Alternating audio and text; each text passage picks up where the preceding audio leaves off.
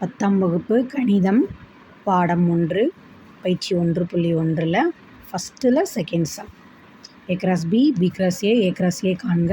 கொடுத்துருக்கக்கூடிய கணம் வந்து ஏயும் பியும் ரெண்டுமே சேம், p, q அப்படின்னு கொடுத்துருக்காங்க. கொடுத்துட்டு இதிலேருந்து a cross b, b cross a, a cross a எல்லாம் கண்டுபிடி அப்படின்னு சொல்லியிருக்காங்க. ஃபஸ்ட் என்ன சொல்லியிருக்கேன், கிராஸ்னா அப்படின்னா இங்கே ஏயில் இருக்க உறுப்பை வச்சு பியோட சேர்த்து எழுதணும். ஒவ்வொரு உறுப்பையும் வச்சு சேர்த்து எழுதணும். இங்கே இருக்கிறதே வந்து பியும் கியூவும் தான்.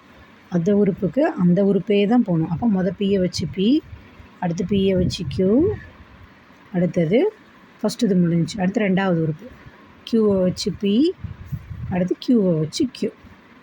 அவ்வளோதான், வேறு எதுவும் வராது. P comma P, P comma Q, Q comma P, P comma Q comma Q.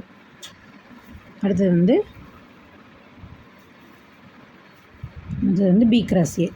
பியும் பி கமா கியூ தான், ஏவும் பி கமா கியூ தான்.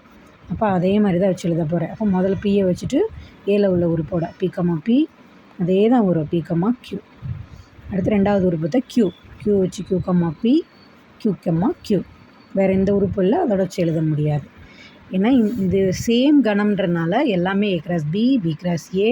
அடுத்து கண்டுபிடிக்க போகிறது ஏ கிராஸ் ஏ. ஏவும் பி கமா கியூ தான், இன்னொரு ஏவும் பி கமா கியூ தான். இப்போ அதை வச்சு அதே எழுதுகிறப்ப மறுபடியும் அதே மாதிரி தான் வரும். P comma P, P comma Q. அடுத்து ரெண்டாவது உறுப்பு Q comma P, Q comma Q.